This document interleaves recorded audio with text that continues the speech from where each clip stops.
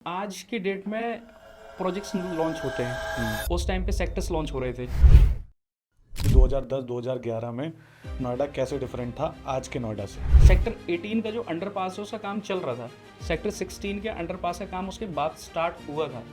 Botanical garden metro station जो है उसके आगे जो सेक्टर 37 जो है वहाँ पे रेड लाइट हुआ करती थी, वहाँ पे वो अंडरपास नहीं होता था। City centre metro station last metro station होता था।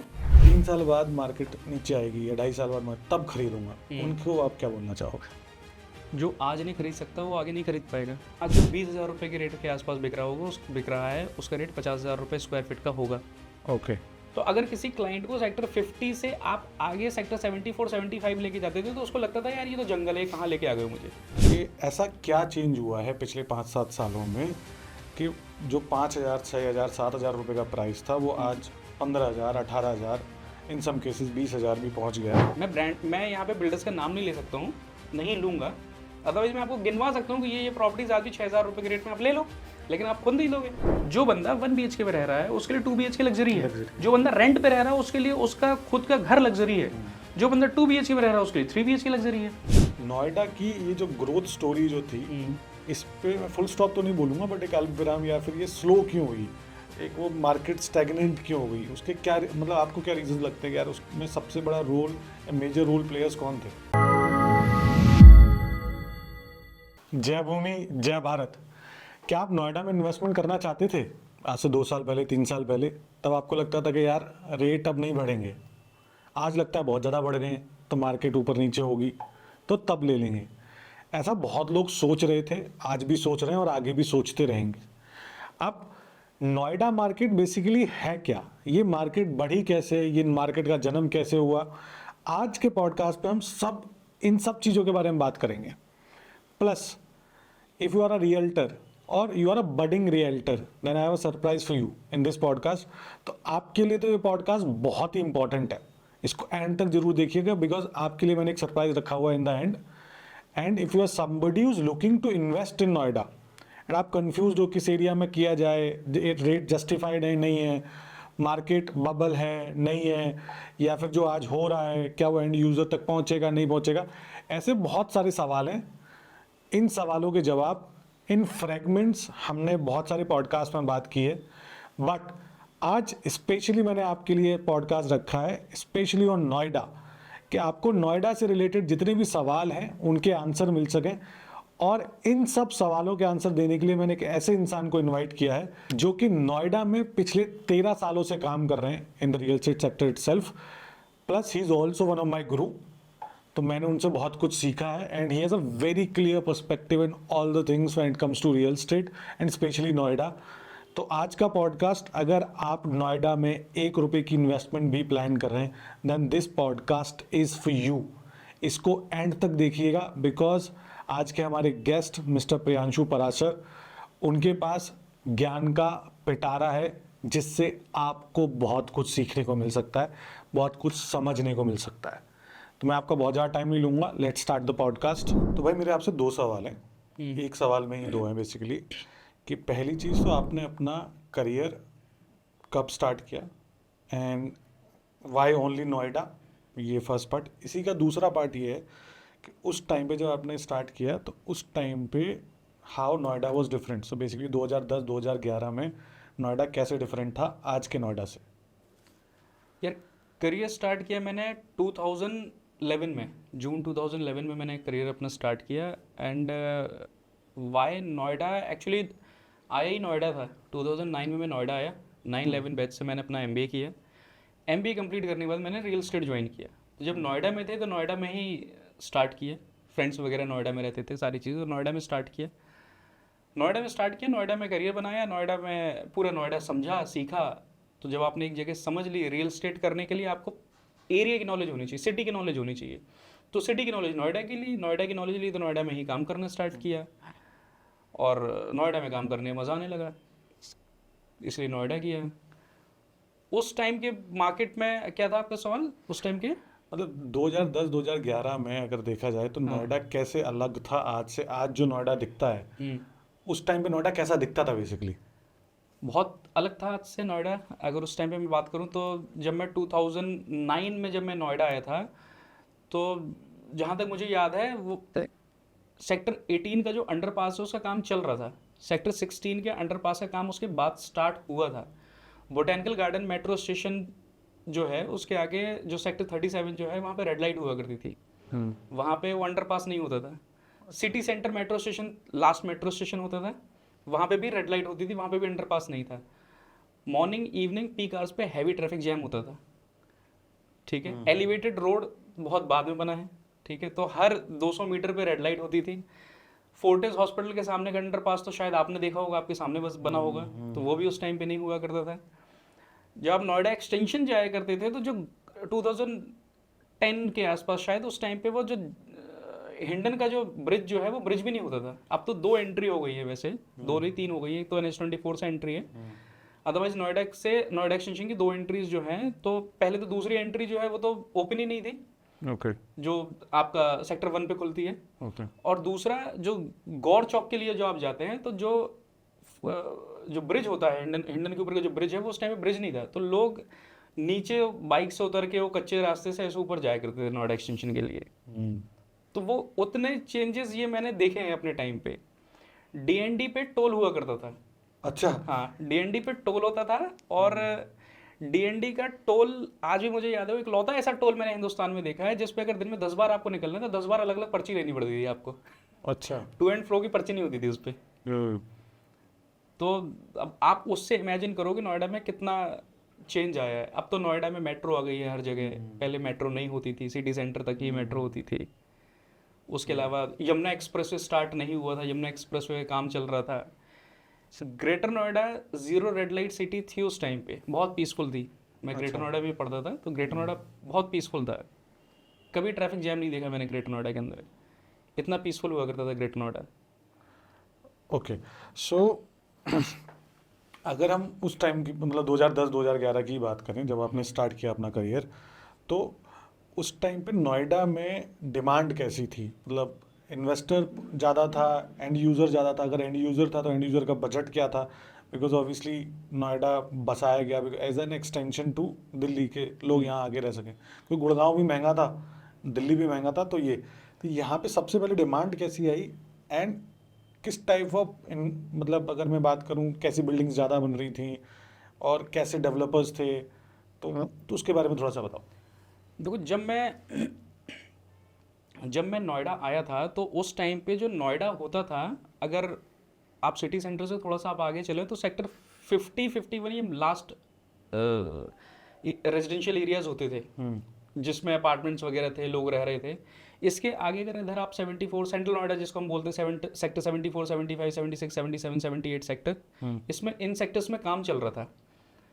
सेक्टर 137 लॉन्च हुआ था, सेक्टर 137 में काम चल रहा था, सेक्टर 100 में काम चल रहा था, 107 में कंस्ट्रक्शन चल रहा था। तो अगर किसी क्लाइंट को सेक्टर 50 से आप आगे सेक्टर 74, 75 लेके जाते थे तो उसको लगता था यार ये तो जंगल है, कहाँ लेके आ गए मुझे। अगर किसी क्लाइंट को हम सेक्टर 130 में, मुझे आज भी याद है बहुत सारे ऐसे क्लाइंट्स हैं जिनको सेक्टर 137 लेके जाते थे तो उनको 137 दूर लगता था, यार ये कितना दूर लेके आ गए मुझे। और नोएडा एक्सटेंशन तो अपने आप में एक अलग सिटी हो गई, यार ये तो बहुत ही दूर हो गया अब तो ये नोएडा से। तो उस टाइम पे लोगों में ना एक्सेप्टेंस आता है डेवलपमेंट के बाद। जो इन्वेस्टर होता है, इन्वेस्टर को पता होता है कि ये जगह डेवलप हो रही है, यहाँ पे पैसे लगाने का मतलब है, और वो गेन वही करता है। सही बात है। सबसे ज्यादा जो गेन करता है वो बंदा करता है जो स्क्रैच पे इन्वेस्टमेंट करता है। ठीक है, क्योंकि जब स्क्रैच होता है तो वहां पे रेट कुछ भी नहीं होता है। सही बात। रेट बढ़ता है डेवलपमेंट के साथ साथ, जितना डेवलपमेंट होता जाएगा उतना रेट बढ़ता जाएगा। उस टाइम थोड़ा सा आइडिया दो कि क्या रेट चल रहे थे उस टाइम पे? अगर सेंट्रल नोएडा पे बात करूँ तो सेंट्रल नोएडा का रेट 3,000 रुपए के आसपास चल रहा था। अच्छा। एक्सप्रेसवे का रेट, एक्सप्रेसवे सेक्टर 137 मुझे याद है, सेक्टर 137 का रेट उस टाइम पे 3200 रुपए के आसपास चल रहा था। 3200 रुपये, हाँ 3200 रुपये मैंने बेचा हुआ, 3200 रुपये के आसपास का सेक्टर 137 का रेट चल रहा था। नोएडा एक्सटेंशन पे अगर आप जाते हैं तो नोएडा एक्सटेंशन गौर सिटी जो लॉन्च हुआ था वो 1800 रुपये के रेट के आसपास लॉन्च हुआ था, 1800 साढ़े 1800 रुपये के रेट के आसपास। आम्रपाली भी इसी रेट पे था, सुपरटेक था, ये सारे इस रेट पे लॉन्च हुए थे। और लोग, मैंने खुद देखा हुआ है, लोग हस्बैंड वाइफ बाइक से आया करते थे, प्रॉपर्टी देखते थे, समझते थे और बुक करा के सेम डे चेक दे के बुक करा के चले जाया करते थे, क्योंकि 2 BHK वो बजट हाउसिंग था नोएडा एक्सटेंशन। 850-900 स्क्वायर फीट में आपको 2 BHK मिल जाता था। 90% प्रॉपर्टीज ऐसी थी नोएडा एक्सटेंशन के अंदर जिसमें 4 BHK था ही नहीं। 1500, 1600, 1700 स्क्वायर फीट के आसपास में साइजेस खत्म हो जाते थे वहाँ पे। ये होता था मैक्सिमम साइज उस टाइम। ओके, तो अगर उस टाइम पे, सो बेसिकली जो आप बोल रहे हो, नोएडा की ग्रोथ चालू हुई, जैसे हम गुड़गांव का भी देखें तो ग्रोथ चालू हुई, वो चलती रही कहीं ना कहीं। नोएडा की ये जो ग्रोथ स्टोरी जो थी, इस पे मैं फुल स्टॉप तो नहीं बोलूंगा, बट एक अल्प विराम, या फिर ये स्लो क्यों हुई, एक वो मार्केट स्टैग्नेंट क्यों हो गई, उसके क्या मतलब आपको क्या रीजन लगते हैं यार, उसमें सबसे बड़ा रोल, मेजर रोल प्लेयर्स कौन थे? यार जो मार्केट जो स्लो हुई ना, देखो मार्केट 2011, 12, 13 तक बहुत अच्छी चली। उसके बाद मार्केट स्लो होना चालू हुई। 13 एंड से आप बोल सकते हो मार्केट स्लो होना चालू हुई, 14 में स्लो हुई, 15 और स्लो हुई।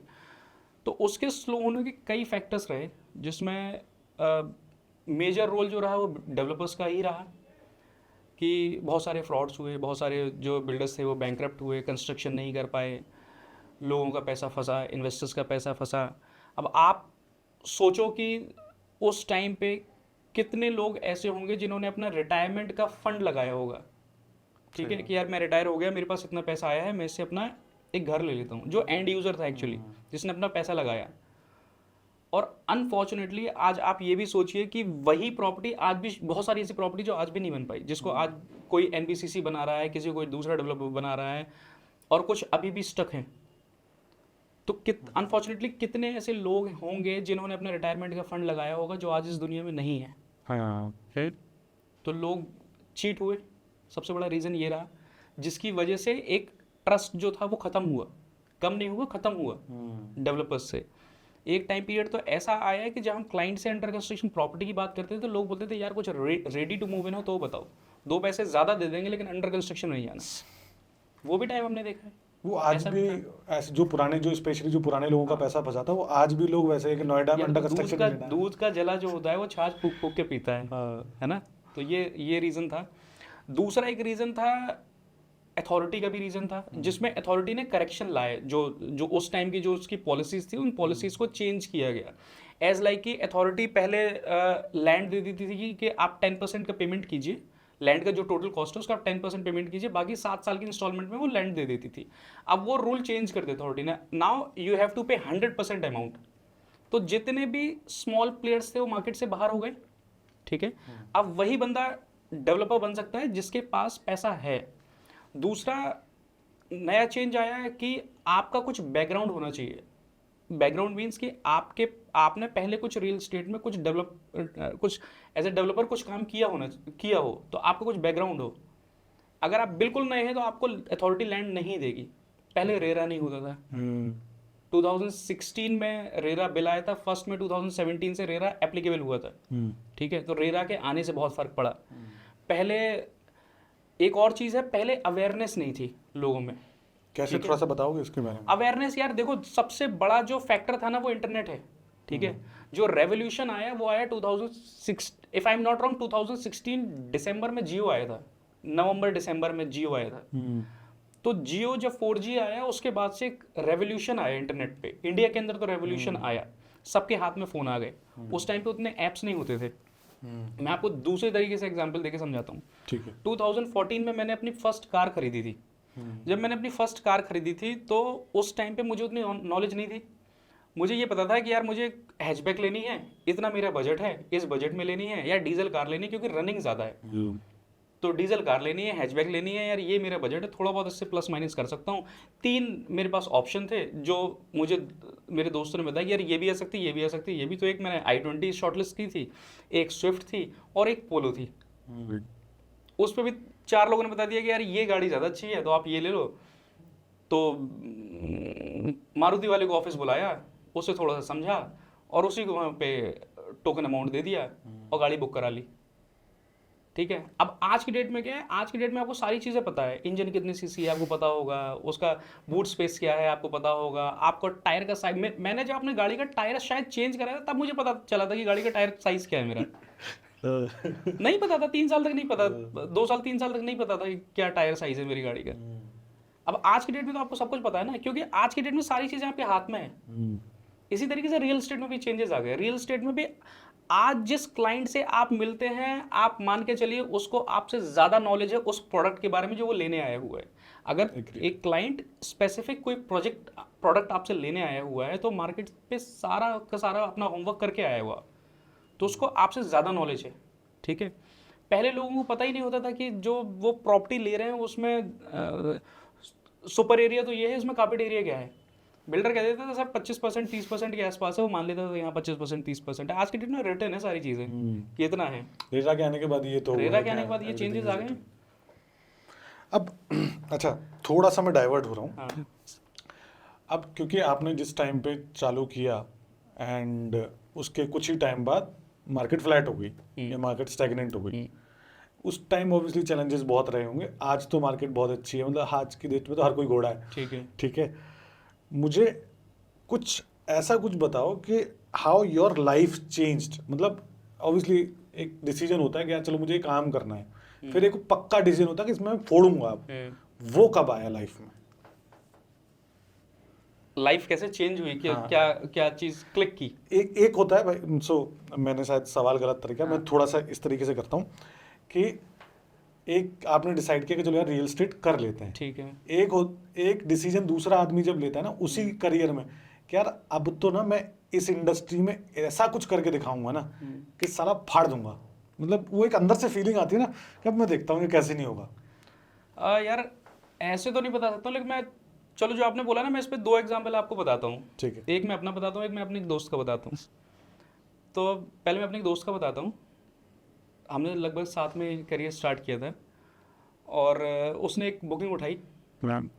बुकिंग उठाई, वो क्लाइंट बहुत अच्छा था और उसमें उसको पूरा डिस्काउंट देना पड़ा। जितने भी उसके पास आ रहा था उसको पूरा डिस्काउंट देना पड़ा। अच्छा। बट क्योंकि उसको क्लाइंट बनाना था इसलिए उसने बुकिंग उठाई, उसने पूरा डिस्काउंट दिया। बुकिंग उठाई, बुकिंग उठा के वो अपने ऑफिस पहुंचा, अपने बॉस को बुकिंग फॉर्म दिया, चेक दी कि सर ये बुकिंग उठाई है, इसमें डिस्काउंट पूरा चला गया। उसके बॉस ने वो बुकिंग फॉर्म देखा, बुकिंग फॉर्म ऐसे फाड़ा और उसके मुंह पे फेंक दिया कि सर क्या करूँ, मुझे इसमें कुछ बच नहीं रहा है, बुकिंग नहीं लगी, जा यहाँ से। वो जो चीज़ थी ना वो उसको हिट कर गई। उस टाइम पे उस बंदे की सैलरी हुआ करती होगी 17,000 20,000 रुपये।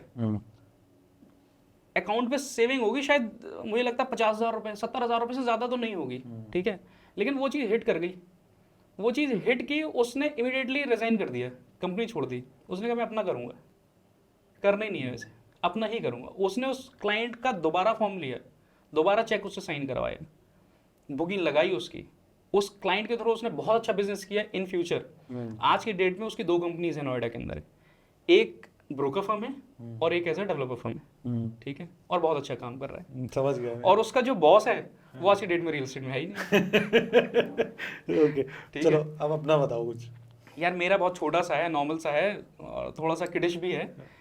मेरी दूसरी सेल हुई थी उसमें, तो जो क्लाइंट थे वो ये आपका जो हयात जो है साउथ दिल्ली वाला, तो उसमें वो एज अ कंपनी सेक्रेटरी थे उसके वो। तो मेरी उनसे बात हुई, उन्होंने बोला कि ठीक है आप आ जाओ, आप मेरे ऑफिस आ जाओ, यहीं पे मिलते हैं। तो हयात में ही उनका ऑफिस था किसी फ्लोर पे। मैं उस टाइम पे बाइक से चला करता था, हीरो होंडा NXG होती थी मेरे पास। अच्छा। तो मैं उससे पहुंचा, अच्छा यार 5 स्टार गए ही नहीं थे कभी, हम तो 3 टियर सिटी से निकले हुए लोग हैं। ठीक है, तो कभी 5 स्टार देखा भी नहीं था, कभी नहीं गया था, फर्स्ट 5 स्टार गए ही हयात में था। तो बाइक जब हयात के गेट में पहुंचा तो उसने बोला नहीं नहीं बाइक अंदर नहीं जाएगी, वो पीछे लगा गया। तो मैं गया, बाइक पीछे लगाई मैंने। तो बाइक में जो हेलमेट लगाने वाला जो लॉक होता है वो लॉक खराब था या नहीं था, कुछ था इस टाइप का। 2011 की बात बता रहा हूँ आपको, तो एग्जैक्ट याद भी नहीं कि वो लॉक था या नहीं था। तो मैं हेलमेट लेके पहुंच गया गेट पे। तो जब वो अंदर कर जाने लगे, वो जो ग्लास का गेट होता है जहाँ से आप अंदर जाते हो सिक्योरिटी चेक पे, तो जो बंदा जो वहाँ पे जो खड़ा था उसने बड़े रूड वे पे कुछ बोला मुझसे कि नहीं ये हेलमेट लेके नहीं जा सकते, बाहर रखे हो हेलमेट। तो जो एक टोन होती है ना बोलने की कि एक बंदे से आप उसी चीज़ को आप अच्छी तरीके से बोल सकते हो, एक चीज़ होती है कि आप उसको ऐसे बोल रहे हो कि यार पता नहीं कौन आ गया। तो जो उसकी टोन थी ना वो टोन बड़ी ख़राब लगी, वो हिट कर गई टोन की, यार तूने मुझे क्या समझ लिया। पर टाइम टाइम की बात होती है, किसी टाइम पे आप जवाब नहीं दे सकते हो। तो मैं कुछ नहीं बोला, मैं गया, मैं जाके अपना बाइक पे मैंने अपना हेलमेट लगाया, फिर आया, क्लाइंट से मीटिंग की, चेक उठाया, सारी चीज़ें करी, चले गए। 2014 में गाड़ी खरीदी, तो चलानी भी नहीं आती थी जब गाड़ी खरीदी थी मैंने ढंग से। तो मेरा एक दोस्त हुआ करता था, उसको मैंने गाड़ी में बैठाला, मैंने कहा चल यार दिल्ली चल रहे हैं हम। दिल्ली गए, हमने कहा हयात चल रहे हैं, हयात गए, वैले पार्किंग में गाड़ी दी, गाड़ी दे के मैं अंदर गया। तो उसने कहा कि यहाँ क्या काम है, तो लिए तो आए, काम काम क्या, मैंने कुछ नहीं बैठाला, मैंने कहा चल चले, हो गया। फिर बस करना क्या था, मैंने बस चलते, बोला यार यहाँ तक आए, कुछ खा ही लेते। मैंने कहा मैं यहाँ का पानी ना पीऊँ तो खाने की बात कर रहा है। और बस फिर हम बाहर निकले, गाड़ी में बैठो, गाड़ी बैठ के निकल गए। ओके, चलो ठीक है। वापस आते हैं। जैसे आपने जो बताया कि ऑब्वियसली बिल्डर्स के साथ जो भी हुआ, मेरा मतलब मैं एक चीज़ और इस पे बात करना चाहता हूँ जो कि बहुत ज़रूरी है, कि उस टाइम पे क्या सिर्फ बिल्डर्स की गलती थी या फिर political change was also there? यार मैंने आपसे बोला ही नहीं कि बिल्डर्स की केवल गलती थी, मैंने आपको बताया ना, बिल्डर्स की सबसे ज़्यादा गलती थी। उसके बाद अथॉरिटी के कुछ लूप होल्स थे जिनका फ़ायदा उठाया गया, एज लाइक कि 7 साल के इंस्टॉलमेंट में आप लैंड दे देते थे 10% अमाउंट लेके टोटल कॉस्ट का। तो कोई भी टॉम डिक एंड हैरी जाके उस टाइम पे बिल्डर बन जाता था, डेवलपर बन जाता था, ठीक है। तो एक ये था, हाँ बिल्कुल डेफिनेटली पॉलिटिकल रीज़न भी रहे होंगे, ठीक है। उस टाइम की पॉलिटिक्स में और आज की पॉलिटिक्स में बहुत डिफरेंस है। उस टाइम पे गवर्नमेंट हर 5 साल में चेंज होती थी। आज की डेट में कम से कम यूपी में आपको ये पता है कि एक स्टेबल गवर्नमेंट है जो पिछले अप्रॉक्सीमेटली 7-8 साल से चल रही है। इसका भी चेंज आया, ठीक है। और डेफिनेटली इंफ्रास्ट्रक्चर का भी चेंज आया जिसने नोएडा को एक किक स्टार्ट दिया दोबारा से। ठीक है, अब इसी पे बात करते हैं।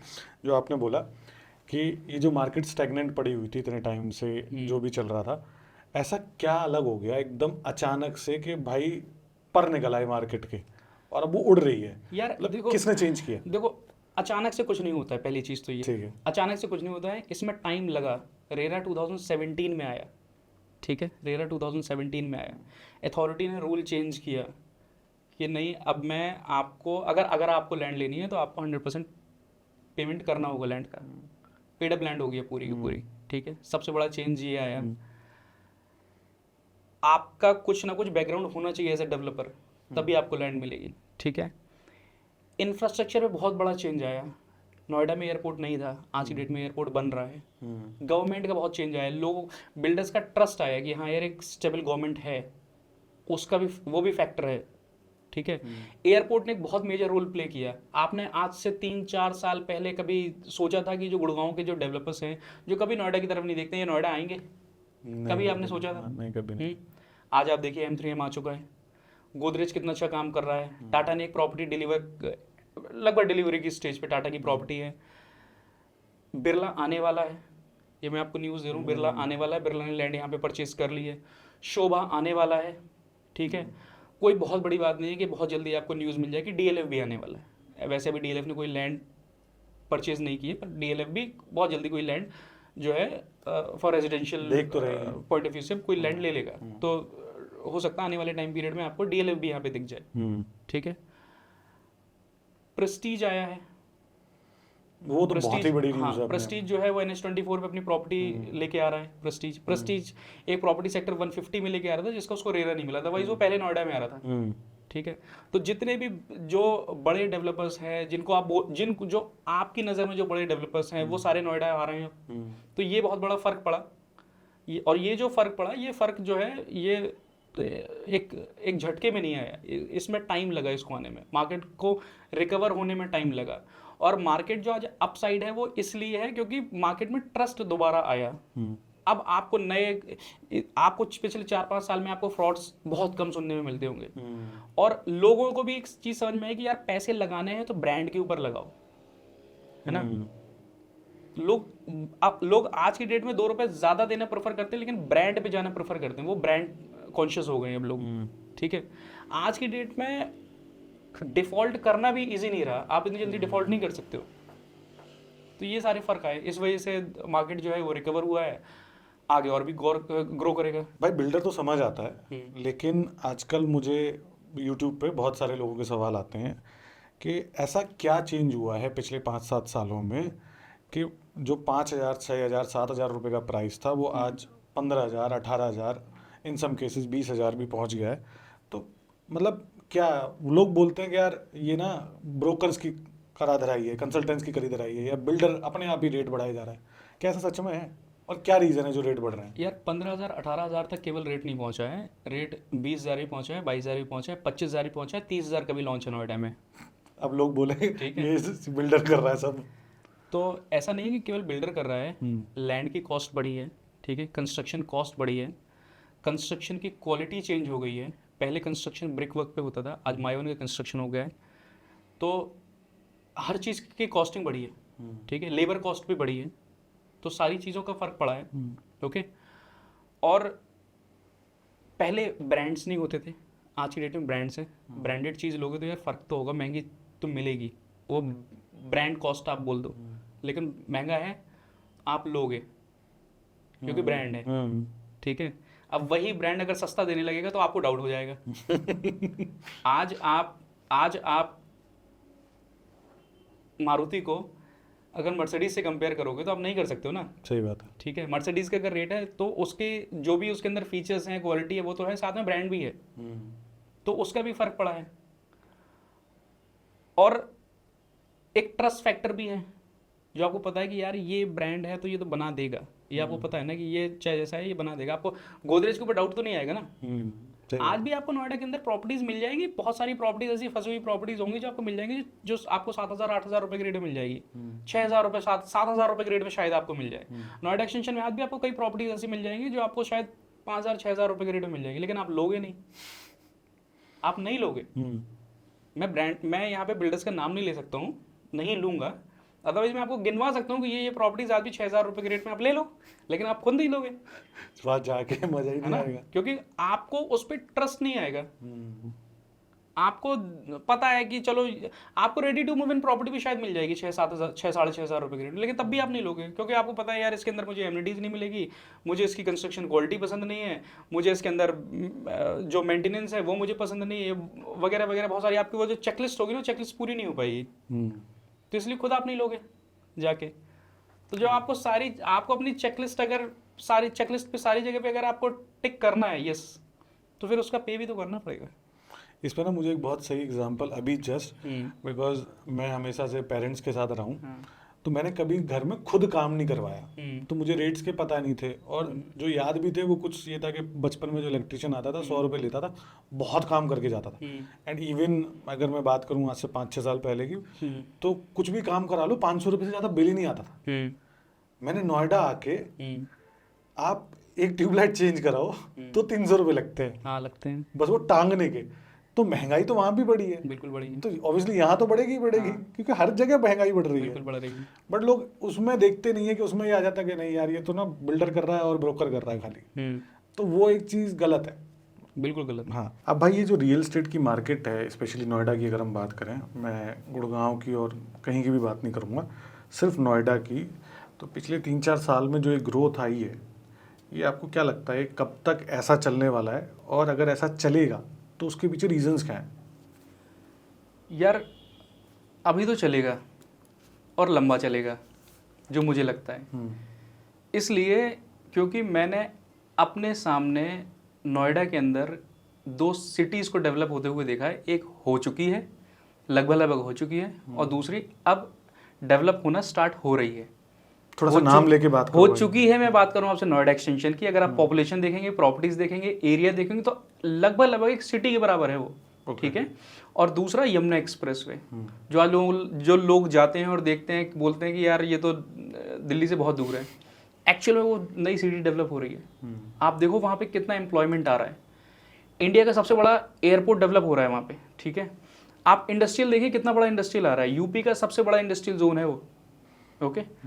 उसके अलावा फिल्म सिटी वहाँ पर आ रही है, पतंजलि का फूड पार्क वहाँ पर आ रहा है, वीवो की फैक्ट्री लग चुकी है ऑलरेडी वहाँ पे, सैमसंग की उससे बड़ी लैंड पड़ी है वहाँ पे, जिस पे कुछ ना कुछ आने वाले टाइम पीरियड पे उस पर भी कुछ ना कुछ होगा। बहुत बड़ा इंडस्ट्रियल अभी पीछे है जो कि डेवलप होना भी बाकी है, ओके। तो इसके अलावा वहाँ पे अर्बन सेंटर भी आना है, बहुत सारी चीज़ें आनी है उसमें। आप ये देखो कि कितना बड़ा एम्प्लॉयमेंट आ रहा है, और जब एम्प्लॉयमेंट आता है, जो बंदा अगर कहीं पे जॉब कर रहा होता है तो वो ये चाहता है कि उसका जो ट्रैवल टाइम जो हो ना, आना और जाना टोटल 1 घंटा होना चाहिए, इससे ज़्यादा वो चाहता नहीं, मजबूरी में आदमी कुछ भी कर ले, सही बात, पर वो इससे ज़्यादा नहीं चाहता। तो जो बंदा वहाँ पे काम करेगा वो रहेगा भी वहीं पे। सही बात। अब रहने के लिए तो वहाँ पे उतने घर है नहीं अभी, वो डेवलप होना बाकी है, तो वो भी टाइम है, वो फ्यूचर है। तो जो नोएडा का जो नेक्स्ट फ्यूचर जो है वो यमुना एक्सप्रेसवे ही है। और अभी वो डेवलप होना स्टार्ट हो रहा है, तो अभी तो है टाइम, अच्छा खासा टाइम है मेरे अकॉर्डिंग। ओके, तो क्या आप ये कहना चाह रहे हो कि अगर जैसे येड़ा है या यमुना एक्सप्रेसवे है, वहाँ पे रेट बढ़ेंगे तो ऑटोमेटिकली नोएडा के रेट बढ़ेंगे? बिल्कुल बढ़ेंगे, बिल्कुल बढ़ेंगे, बिल्कुल फ़र्क पड़ेगा, बहुत फ़र्क पड़ेगा उसका रीज़न? यार उसके कई रीजंस हैं। देखो, पहला रीज़न तो उसका ये है कि बहुत सारी कंपनीज जो हैं जो नोएडा कभी नहीं आई, अब वो कंपनीज नोएडा आ रही हैं। TCS का कॉर्पोरेट ऑफिस आ रहा है जिसका काम चल रहा है, आपने देखा होगा काम चल रहा है उसका, तो कितना एम्प्लॉय वहाँ पे काम करने आएगा। ब्रिटिश टेलीकॉम का ऑफिस ऑपरेशनल हो गया है, आपका माइक्रोसॉफ्ट नोएडा आ रहा है, और वगैरह वगैरह बहुत सारी कंपनीज जो है वो नोएडा की तरफ मूव कर रही हैं। तो इतना एम्प्लॉयमेंट आ रहा है जो कि नोएडा में केवल अभी आ रहा है, ये अभी मैं नोएडा की बात कर रहा हूँ। तो इनको भी रहने के लिए घर चाहिए, ठीक है। उसके बाद फिर यमुना एक्सप्रेस वे डेवलप हो रहा है, यमुना एक्सप्रेस, तो जो ग्रोथ होगी ना वो साथ में ग्रोथ होती है, ठीक है। आप एक चीज़ देखिए, आप भले सेक्टर 15A में रहते हो, 15A नोएडा में रहते हो, लेकिन और साथ में लगा हुआ जो है वो दिल्ली का मयूर विहार लगा हुआ है, लेकिन वो हमेशा दिल्ली रहेगा और नोएडा हमेशा नोएडा रहेगा। इसी तरीके से नोएडा हमेशा नोएडा रहेगा और यमुना एक्सप्रेस हमेशा यमुना एक्सप्रेस वे रहेगा। भले वो अपने आप में एक अलग सिटी डेवलप हो रही है, फर्क रहेगा, थोड़ा बहुत फर्क जरूर रहेगा। जैसे आज नोएडा एक्सटेंशन और सेंट्रल नोएडा के रेट में फर्क है, थोड़ा फर्क है, पर फर्क है, ठीक है, तो फर्क हमेशा रहेगा। ठीक है। अब भाई एक ना ये सवाल मैं और भी लोगों से पूछ चुका हूँ यहाँ पे, मैं ये आपसे भी जानना चाहता हूँ, बिकॉज लोग बहुत बात करते हैं कि यार जो भी है, एंड इसका सबसे बड़ा जो रीज़न है जो मुझे लगता है वो है गुड़गांव, क्योंकि लोग गुड़गांव से कंपेयर करते हैं नोएडा को, ठीक है। तो नोएडा को स्पेसिफिकली ये बात की जाती है कि यार नोएडा में ना एक बबल क्रिएट हो रहा है, ठीक है। नोएडा में उस तरीके की जॉब्स नहीं है या उस तरीके के हाई पेइंग लोग नहीं है, सो कि वो इतना बड़ा जो नोएडा में आज 5 करोड़ 10 करोड़ 12 करोड़ के जो अपार्टमेंट्स आ रहे हैं वो ले पाएँ। तो इन्वेस्टर है अभी तो कहीं ना कहीं चलो ठीक है हो भी रहा है, लेकिन जब एंड यूज़र की बात आएगी तो माल नहीं बिकेगा एंड ये बबल फटेगा और मार्केट नीचे जाएगी। तो लोग एक तो इस बात में भी बहुत सारे लोग, मेरी आज बात होती है, बहुत लोग 2-3 साल में देखेंगे यार, 2-3 साल में मार्केट नीचे आएगी तो तब लेंगे। ये मार्केट नीचे आएगी, अगर आएगी तो क्यों आएगी, नहीं आएगी तो क्यों नहीं आएगी? अच्छा चलो, मैं इसको थोड़ा सा और आपके क्वेश्चन को थोड़ा सा और बड़ा करता हूँ। इस पे लोग ये भी बोलते हैं या बोलते थे पहले भी कि इतने सारे फ्लैट्स बन रहे हैं, तब तो चलो ये जो आपकी जो लैंग्वेज में जो लग्जरी है वो नहीं था, तो इतने सारे फ्लैट्स बन रहे हैं, इतने लोग कहाँ से आएंगे, इतने लोग कैसे रहेंगे, कौन रहेगा इतने सारे फ्लैट्स में, इतने हज़ारों फ्लैट्स बन रहे हैं, ठीक है। ये भी था पहले, होता है भाई, आज भी आता है। तो पहले ये आपको बताता हूँ, उसके बाद फिर मैं लग्जरी का आपको बताता हूँ। आपको पता है कि इंडिया का सबसे बड़ा अचीवमेंट क्या है? उसकी पॉपुलेशन। मैं सच बता रहा हूँ, इंडिया का सबसे बड़ा जो इंडिया का जो गेन है, जो उसका जो सबसे जो मेजर पॉइंट है ना, वो उसकी पॉपुलेशन है।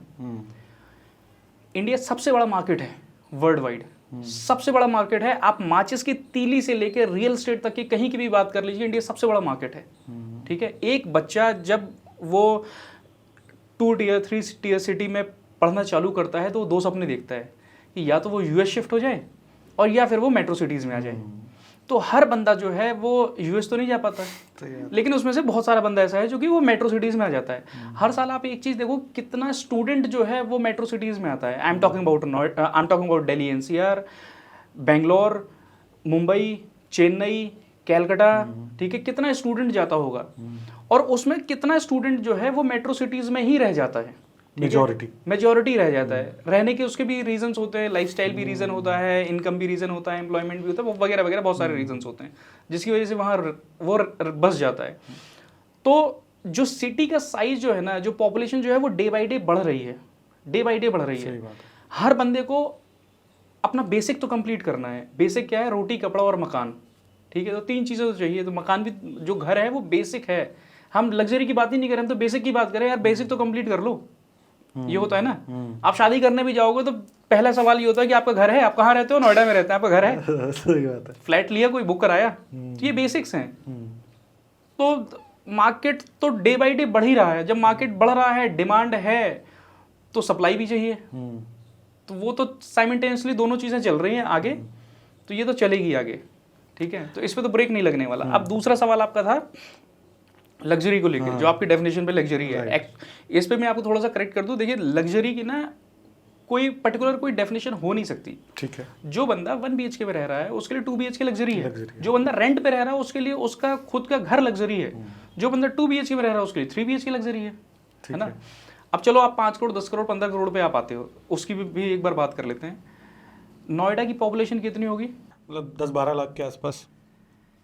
नोएडा की पॉपुलेशन, जो गवर्नमेंट का जो आंकड़ा है, अगर आप डालेंगे गूगल पे, गूगल सर्च करेंगे कि नोएडा पॉपुलेशन, तो उसमें 9 लाख समथिंग आता है, ठीक है। ग्रेटर नोएडा पॉपुलेशन डालेंगे तो उसमें 1.5 लाख के समथिंग आता है। मैं मोटा और ये गवर्नमेंट का आंकड़ा है, इससे ज़्यादा ही है, कहीं ज़्यादा है पॉपुलेशन। चलो, मैं फिर भी मोटा नोएडा, ग्रेटर नोएडा की पॉपुलेशन 12 लाख पकड़ लेता हूँ, ठीक है। तो अब दिल्ली की पॉपुलेशन आप निकाल लो। दिल्ली की पॉपुलेशन कितनी है? आप सर्च करेंगे गूगल पे तो दिल्ली की जो पॉपुलेशन आती है वो आती है 3 करोड़ 38 लाख, ठीक है। ये ऑफिशियल गवर्नमेंट का आंकड़ा जो आप गूगल जॉब दिखाता है, मैं उसकी बात कर रहा हूँ आपसे, ठीक है। इससे प्लस ही होगा, ठीक है। तो अब ये नोएडा, ग्रेटर नोएडा की पॉपुलेशन और दिल्ली की पॉपुलेशन आप इसको क्लब करो, ये आती है 3.5 करोड़, ठीक है, ठीक है। 3.5 करोड़ का आप 1% निकालो, कितना हुआ? तो इसका आप अगर 1% निकालोगे 3.5 करोड़ का, तो वो हुआ कितना? हुआ 3,50,000, ठीक है। अब ये 3,50,000 मैंने उनको वो निकाला, 1% मैंने वो निकाला जिसको शायद आप लग्जरी में काउंट करते हो, या जिसको आप एलीट क्लास में काउंट करते हो, जिसका बहुत पैसा है, ठीक है। 1% तो होगा ना, 1% तो अमीर होंगे ना, सही बात है, ठीक है। अब इस 1%, 3.5 लाख का भी आप 1% निकाल लो, कितना हुआ? 3,500, ठीक है। आपकी डेफिनेशन में जो 5 करोड़ 10 करोड़ 15 करोड़ के जो फ्लैट हैं, वो अगर आप पूरे नोएडा में जो अंडर कंस्ट्रक्शन प्रॉपर्टीज हैं, आप अगर उनको काउंट करने जाओगे, वो तो 3,500 भी नहीं निकलेंगे। लग्जरी है कहाँ? ठीक भाई, एक मैं आपको कैलकुलेट करा सकता हूँ, ठीक है, मैं काउंट करा सकता हूँ आपको। जो लग्जरी आज की डेट में जो बन रहे हैं, अगर आप उनको काउंट करेंगे तो आप काउंट कर लीजिए M3M में कितने फ्लैट होंगे। मेरे हिसाब से शायद 400-500 फ्लैट्स होंगे M3M में, से कम ही होंगे, 300-400 फ्लैट्स होंगे M3M में। मैक्स में आप जाएंगे कितने फ्लैट्स होंगे? 200 के आसपास फ्लैट्स हैं। आप अगर कल्पतरू में जाएंगे कितने फ्लैट्स होंगे? 200 के आसपास फ्लैट्स हैं। इसके बाद आप अगर डायनेस्टी में जाते हैं, गुलशन डायनेस्टी, कितने फ्लैट्स होंगे? डायनेस्टी में मेरे हिसाब से 200 से भी कम फ्लैट्स हैं। आप अगर गुलशन का एक जो लग्जरी प्रॉपर्टी आ रही है द जी, उसमें आप जाएंगे कितने फ्लैट्स हैं? 80 फ्लैट्स हैं। आप अगर गुलशन का मैजेस्टी आने वाला है, उसमें कितने फ्लैट्स होंगे? उसमें मेरे हिसाब से शायद 80-90 फ्लैट्स में, 100 फ्लैट मान लेते हैं, चलो उसमें है। इसके बाद आप CRC कासाब्लैंका पे आप चले जाइए, कितने फ्लैट्स होंगे? कासाब्लैंका भी मैक्सिमम मुझे लगता है कि 150 फ्लैट्स होंगे उसमें। ग्रेटर नोएडा में जाके आप अगर CRC की जो नई प्रॉपर्टी आने वाली है, उसमें भी अगर आप जाएंगे 100 फ्लैट्स उसमें होंगे। इसके बाद अगर आप गौर आइलैंड पे चले जाते हैं तो गौर आइलैंड में 500 के आसपास फ्लैट्स, उसमें टोटल आप काउंट करेंगे 1500 के आसपास निकल रही है। लेकिन इसमें एक चीज़ जो मुझे पता है, लोग कमेंट करेंगे कि दिल्ली वाले लोग सारे नोएडा ही क्यों आएंगे, गुड़गांव भी तो जाएंगे, गुड़गांव में भी तो गुड़गांव की पॉपुलेशन ही मैंने काउंट नहीं करी। गुड़गांव का बंदा गुड़गांव लेगा, मैंने गुड़गांव के बंदे को बोले नहीं कि वो भी नोएडा आएगा, तभी तो गुड़गांव की पॉपुलेशन ही मैंने काउंट नहीं करी। उसके बाद अभी तो हमने ये दिल्ली और नोएडा ही लिया है। इसके अलावा जो नोएडा में जो इन्वेस्ट करने वाले लोग हैं, वो अलीगढ़ का भी कुछ परसेंट काम इन्वेस्ट करेगा, आगरा का भी बंदा यहाँ पे इन्वेस्ट करेगा, लखनऊ का भी इन्वेस्टर है यहाँ पे, उसका कानपुर का भी इन्वेस्टर है यहाँ पे। अगर आप राजस्थान जाते हैं तो जयपुर का इन्वेस्टर भी आपको यहाँ पे मिलेगा, मथुरा का इन्वेस्टर भी आपको यहाँ पे मिलेगा, यूपी में आपका, पंजाब में चंडीगढ़ अमृतसर का भी इन्वेस्टर यहाँ पे आपको मिलेगा, मुंबई साइड का चलो मैं छोड़ देता हूँ कि एक बार को वहाँ का नहीं मिलता है। उसके बाद जो यहाँ का बंदा जो बाहर बैठा हुआ है, फॉरेन कंट्री से बैठा हुआ है, वो भी यहाँ पे इन्वेस्ट कर रहा है, तो उनको तो मैंने कहीं काउंट ही नहीं किया अभी। बाकी ठीक है, मेरठ हो गया, मेरठ काउंट नहीं किया हमने, गाजियाबाद काउंट नहीं किया हमने। सोचिए आप कितनी बड़ी पॉपुलेशन तो हमने छोड़ी है। तब मैं आपसे बात कर रहा हूँ कि इतना तो फ्लैट ही नहीं है जितना लोगों ने एक हाइप मचा रखी है कि इतना लग्जरी आ रहा है, इतना कौन खरीदेगा। अरे उतने है ही नहीं, उतनी जितनी डिमांड है उतनी सप्लाई नहीं है लग्जरी की। अंडर कंस्ट्रक्शन भी काउंट कर लो, अंडर कंस्ट्रक्शन भी आप काउंट कर लो। मैंने तो ये 1-2 properties ready to move in count करी है, मैंने अंडर कंस्ट्रक्शन काउंट ही नहीं किए। वो रेडी टू मूव इन में भी मैंने अभी कुछ प्रॉपर्टीज छोड़ी, जैसे आपका 107 काउंटी मैंने अभी छोड़ा इसमें। 1-2 प्रॉपर्टीज और छोड़ी जो एकदम से मुझे सडन क्लिक नहीं कर रही हैं। ठीक है, तो अच्छा, आप एक बात बताओ, आप हमने बात की नोएडा आज से 10-11 साल पहले क्या था, ठीक है। आज बिकॉज आपने 10-12 साल से नोएडा ही देखा है, और मैं अगर बोलूँ तो आपने बेसिकली हर गली की धूल झानी है, हाँ बिल्कुल सर, ठीक है। बिल्कुल सर। तो आपको क्या लगता है, बिकॉज आपको सारा पता है कि कहाँ थे हम, कहाँ हैं आज, तो आप ही बताओ, आज से 10 साल बाद आपको क्या लगता है कि यार हम कहाँ होंगे, नोएडा 10 साल बाद कहाँ होगा? यार नोएडा 10 साल के बाद अगर आप बात करते हो तो यमुना एक्सप्रेस वे पूरा डेवलप, पूरा तो नहीं लेकिन हाँ काफ़ी हद तक डेवलप हो चुका होगा। पूरा तो नहीं डेवलप हुआ होगा लेकिन काफ़ी हद तक डेवलप हो चुका होगा। आज जो आपको और मुझे मथुरा दूर लगता है वो मथुरा में दूर नहीं लगेगा, ठीक है। एयरपोर्ट के 2 फेसेस जो हैं वो 2 फेस ऑपरेशनल हो चुके होंगे। इंडस्ट्रियल काफ़ी हद तक इंडस्ट्रियल जो है वो डेवलप हो चुका होगा। तो यहाँ पे बहुत सारी बसावट आ चुकी होगी। अथॉरिटी के जो प्लॉट्स जो अथॉरिटी ने निकाले, सेक्टर 18, 20, पीछे जो 16, 17, इधर 22D, ये पूरे इनमें घर बन चुके होंगे, सारे घर बन गए होंगे, लोग यहाँ पे रह रहे होंगे, बहुत सारे डेवलपर्स वहाँ पे पहुँच चुके होंगे। नोएडा की अगर आप बात करते पर्टिकुलरली नोएडा की, तो जो TCS का जो कैंपस है वो ऑपरेशनल होगा, ठीक है। ये जो एक्सप्रेस वे की आप जो बात करते हैं, Noida greater Noida express way पे इसके पैरेलल जो पुश्ता रोड है, वो पुश्ता रोड कंप्लीट हो चुका होगा, वो चौड़ा हो चुका होगा, वो भी ऑपरेशनल हो चुका होगा। बहुत सारी नई कनेक्टिविटीज़ आ चुकी होंगी। यमुना एक्सप्रेस में जेवर एयरपोर्ट तक आपका मेट्रो पहुंच चुकी होगी वहाँ पे, ठीक है। और जो गवर्नमेंट जो प्लान कर रही है, और भी जो फर्दर जो नई कनेक्टिविटीज़ जो प्लान कर रही है, वो कनेक्टिविटीज़ भी जो है वो भी नोएडा को मिल चुकी होगी। तो बहुत बहुत चेंज हो चुका होगा नोएडा। ठीक। अब एक तुक्का अगर लगाएं, just for the fun of it, 10 साल बाद क्या लगता है क्या रेट होगा? किस चीज़ का? एवरेज रेट, मतलब अगर देखें, अफोर्डेबल का भी इसके आसपास चल रहा होगा नोएडा में, और लग्जरी का मतलब जो आज 20, चलो आज फॉर एग्जांपल जो 20,000 रुपये बिक रहा है, वो 10 साल बाद लगभग, मतलब जस्ट अ वाइल्ड गेस, आपके हिसाब से वो किसके आसपास चल रहा होगा? और जो आज 10,000 रुपये, 11,000 रुपये बिक रहा है, वो किस के आसपास होगा? जो आज जो 20,000 रुपये के रेट के आसपास बिक रहा होगा, बिक रहा है, उसका रेट 50,000 रुपये स्क्वायर फीट का होगा। ओके।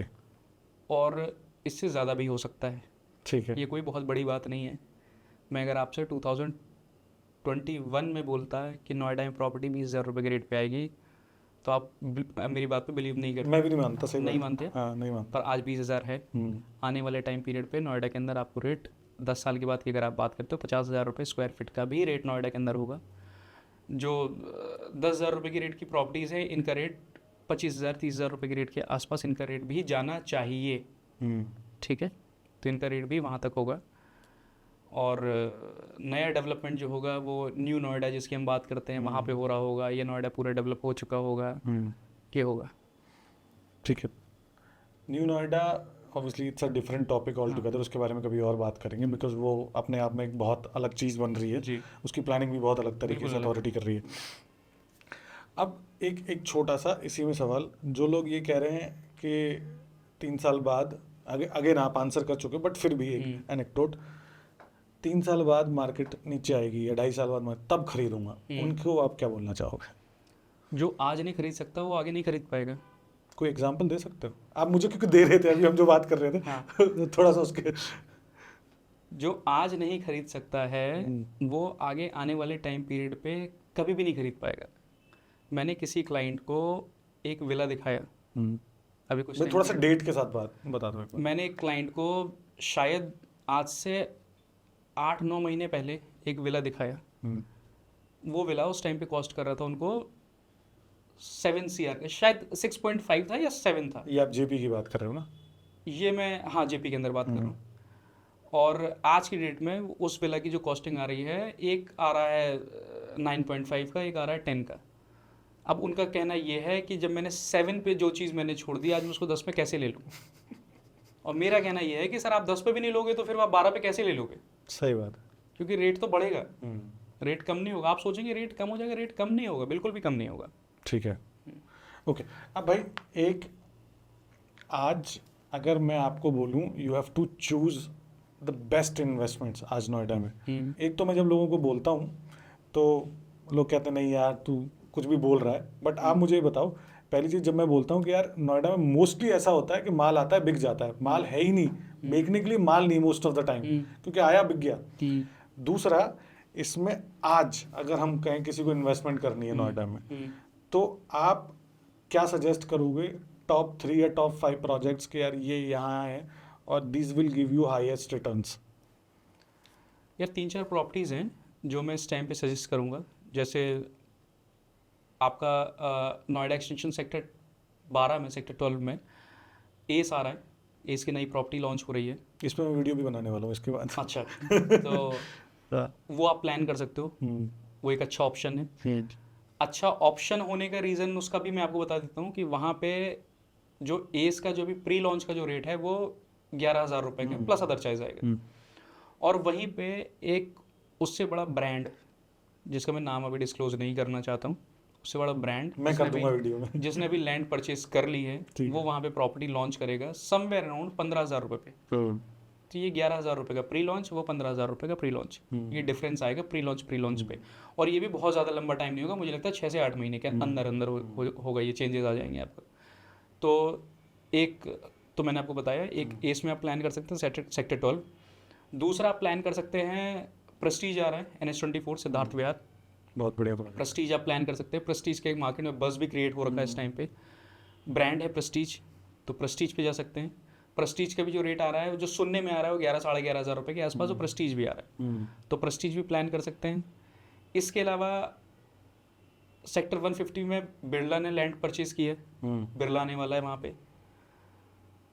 अगर किसी को बड़ा टिकट साइज चाहिए तो बिरला प्लान कर सकता है।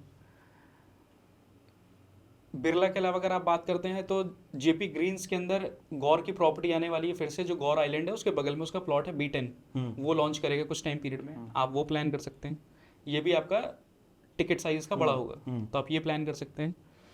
इसके अलावा अगर कमर्शियल में अगर आप जाना चाहते हैं तो कमर्शियल में एक प्रॉपर्टी आती है CRC फ्लैगशिप, आप CRC फ्लैगशिप प्लान कर सकते हैं। वो एक बहुत अच्छी प्रॉपर्टी है क्योंकि उस पर 27 साल के लीजिंग राइट्स बिल्डर ने अपने पास रखे हुए हैं। वो तो मुझे बहुत तो आपको उस पर ये हेडिक नहीं होगा कि मेरी प्रॉपर्टी रेंट आउट कैसे होगी, किसको जा रही है, रेंटल टाइम पे आ रहा है या नहीं आ रहा है। तो 27 साल की जो लीजिंग राइट है वो बिल्डर के पास है, तो आप वो प्लान कर सकते हैं। इसके अलावा यमुना एक्सप्रेस तो है ही, उसमें तो कई ऑप्शन अभी आएंगे आपको। अब भाई एक थोड़ा सा ऑफ द टॉपिक सवाल है मेरा इसमें, बिकॉज आई रियली वांट कि आप उसका आंसर करो। बिकॉज जब मैं आपसे पहली बार मिला था, इवन आज भी, तो एक चीज़ जो मुझे आपसे जाननी है वो ये है कि आपने जो अपना करियर है रियल स्टेट में, ठीक है, वो कैसे बनाया? बिकॉज आप Tier 2 Tier 3 सिटी से आते हो, और मुझे जो आज लोग बहुत सवाल पूछते हैं कि यार मेरे पास तो लोग ही नहीं है, मैं किनको रियल स्टेट बेचूं, या फिर मैं कैसे कर सकता हूँ, I come from Tier 3, I don't know people, कैसे करा जाता है, मैं पॉलिश्ड नहीं हूँ, Tier 1 वाला पॉलिश्ड नहीं हूँ। तो उन सब लोगों के लिए आज आप क्या बोलना चाहोगे? पहले तो let's start with your story, आपने कैसे बनाया, आपने क्या अलग किया या क्या किया, बेसिकली कोर क्या था, और आज आप उन लोगों को क्या बोलना चाहोगे कि यार आप ऐसे ही अपना करियर बना सकते हो? यार मैं Tier 2 सिटी से नहीं आता, मैं टिपिकल Tier 3 सिटी से आता हूँ। बिल्कुल टिपिकल Tier 3 सिटी है, यानी गाँव? ठीक है, गाँव नहीं, जिला है, डिस्ट्रिक्ट है, ठीक है, पर है पर्टिकुलर Tier 3 सिटी। ठीक है। हमारे यहाँ पे आज भी कोई कॉफ़ी शॉप नहीं है, कोई भी CCD नहीं, वहाँ पे चाय की टपरियाँ ही हैं, ठीक है। जब मैं नोएडा आया था और अपना करियर स्टार्ट किया था, और कोई क्लाइंट अगर CCD बुला लेता था ना मीटिंग करने के लिए, तो एक ही कॉफ़ी आती थी ऑर्डर करने के लिए, कैपेचिनो। उसके अलावा दूसरा पता ही नहीं था क्या ऑर्डर करना है। और उस पर भी अगर किसी ने पूछ लिया, अगर उस पर भी ऑर्डर जो बंदा ले रहा है, अगर उसने पूछ लिया सर विद क्रीम और विदाउट क्रीम, तो ऐसा लगता था जैसे केमिस्ट्री की कोई केमिकल रिएक्शन पूछ ली हो। भाई मुझे भी सेम डिट्टो ये याद आ गया, हाथ पैर भूल जाते थे। हाँ, तो वो उस टाइप का बैकग्राउंड था, लेकिन सारी चीज़ें सीखी यहीं से, ग्रो किया यहीं से। मैं तो हिंदी मीडियम बैकग्राउंड से था, मैंने अपना जो ग्रेजुएशन किया वो भी हिंदी मीडियम से किया। जब MBA करने यहाँ पे आया तब वो इंग्लिश आई, ठीक है। वो इंग्लिश का तो केवल एक सब्जेक्ट होता था हमारे, तो जब तक ग्रेजुएशन किया था उसके पहले तक, वरना जब MBA करने आए तो इंग्लिश आई। उसके बाद भी बात करना नहीं आता था लोगों से इंग्लिश पे। सारी चीज़ें यहाँ पे जब काम करने जब आप आए, जब आप थ्योरेटिकल से प्रैक्टिकल पे आए, जब आपने काम किया, जब लोगों से बात की, तब यहाँ पे सीखा। लर्निंग बहुत ज़रूरी है, जब आप करियर बनाने आते हैं तो लर्निंग बहुत ज़रूरी है। कैसे ली जाए लर्निंग? यार देखो, मैं आपको अपना एग्जांपल अगर दूँ ना, मैं दूसरे कह दूँ, अपना आपको बता दूँ, जब मैं रियल एस्टेट पे आया या जब मैंने जॉब करना स्टार्ट किया, मैंने एक कंपनी पे काम करना स्टार्ट किया, 15 दिन के अंदर वो उस कंपनी से रिज़ाइन कर दिया, क्योंकि मेरे बॉस से नहीं बनी। तो मैंने 15 दिन के अंदर रिज़ाइन कर दिया। घर से बहुत गालियाँ खाई कि तूने जॉब छोड़ दी, इतनी अच्छी कंपनी में जॉब छोड़ दी वगैरह वगैरह। अब उसके बाद जॉब करनी थी कहीं ना कहीं, तो रियल एस्टेट चुना, रियल एस्टेट में आया। रियल एस्टेट आने का रीज़न ये था कि कुछ ना कुछ चाहिए था हाथ में। ऐसा नहीं था कि मुझे रियल एस्टेट का पैशन था वगैरह वगैरह, उस टाइम पे कुछ नहीं था, ठीक है, बस कुछ चाहिए था हाथ में, कुछ करूँ, क्योंकि घर से पैसे नहीं मंगा सकता था। क्योंकि घर से अगर मैं पैसे मांगता तो 5 महीने के बाद 6ठे महीने मेरा टिकट कट जाता कि बेटा तू कुछ नहीं कर रहा, तू घर आ जा, तो यहीं पे कर जो करना हो। और घर जाना नहीं था, तो जो भी करना था यहीं पे रह के करना था। हमने जिस टाइम पे जिस कंपनी से पे जॉब करना स्टार्ट किया था, उस टाइम पे सैलरी जस्टिफिकेशन भी हुआ करता था। अगर अपनी सैलरी जस्टिफाई नहीं की, मतलब अगर आपने सेल नहीं डाली उतना, जो भी आपका टारगेट है, अगर आपने उतना रेवेन्यू कंपनी को नहीं दिया, तो आपकी 40% सैलरी आती थी, ठीक है। ओके। मेरी जो सैलरी थी, फर्स्ट सैलरी 15,000 थी। ओके। 15,000 में TDS भी कटता था और मेरे फ़ोन का बिल भी कटता था। जो कंपनी ने सिम दे रखी थी, वो पोस्ट पेड सिम दे रखी थी, तो उसका बिल भी कटता था। तो मेरे हाथ में 12-12,500 रुपये आते थे। अब वो आप सोचो, 12-12,500 रुपये का भी 40% आना है, क्योंकि ये तो कटने हैं, फ़ोन का बिल तो जाएगा ही जाएगा, और वो भी तो उतने, मैं अगर वैसे बोलूँ तो उतने फटी पे काम किया है, ठीक है। लेकिन पता था, क्यों, भूख थी कि करना है, ऑप्शन नहीं था दूसरा, कोई दूसरा ऑप्शन नहीं था कि इसके अलावा चल ये नहीं करेंगे तो ऐसा कर लेंगे, ऐसा कुछ था नहीं। तो जो भी था वो था कि नहीं यार करना है। तो जब स्टार्ट किया तो जो लोगों ने चीज़ें सिखाई, कुछ टचवुड कुछ लोग अच्छे मिले जिन्होंने चीज़ें सिखाई। उन्होंने बताया देखो रियल एस्टेट में काम करने के 3-4 रूल्स हैं, कॉलिंग, मीटिंग, विजिट, क्लोजिंग, यही था। कोई मेरे पास कोई रेफरेंस नहीं था कि ये क्लाइंट से, ये क्लाइंट है या उस क्लाइंट, या उसने इसका रेफरेंस दे दिया, किसी दोस्त ने रेफरेंस दे दिया, ऐसा कुछ भी नहीं था। जो भी किया, जो भी कमाया, जो भी क्लाइंट कमाए, जो भी रेफरेंस मिला, वो उसी क्लाइंट से मिला जिसको कॉल किया था, ठीक है।